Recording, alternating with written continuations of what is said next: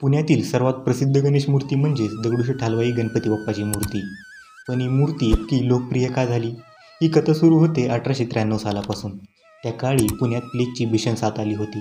त्या साथीमध्ये दगडूशेठ हलवाई नावाच्या व्यापाऱ्याने त्याचा मुलगा गमावला.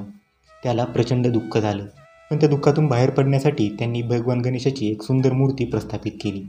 याच काळात लोकमान्य टिळकांनी गणेशोत्सवाला सार्वजनिक स्वरूप दिलं.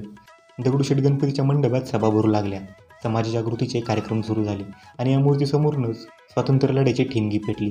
त्यामुळे ही मूर्ती फक्त धार्मिक नव्हे तर सामाजिक आणि राजकीय चळवळीचं प्रतीक बनली.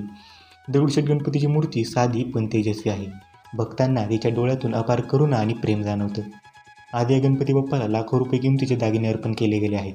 पण खरी संपत्ती म्हणजे भक्तांचा विश्वास आणि भक्ती. दरवर्षी लाखो लोक पुण्यात येऊन बाप्पाचं दर्शन घेतात. कोणी नवस फेडायला येतं, कोणी फक्त नमस्कार करायला येतं, तर कुणी श्रद्धेने नजरेत पाणी आणून बाप्पाला प्रणाम करतो.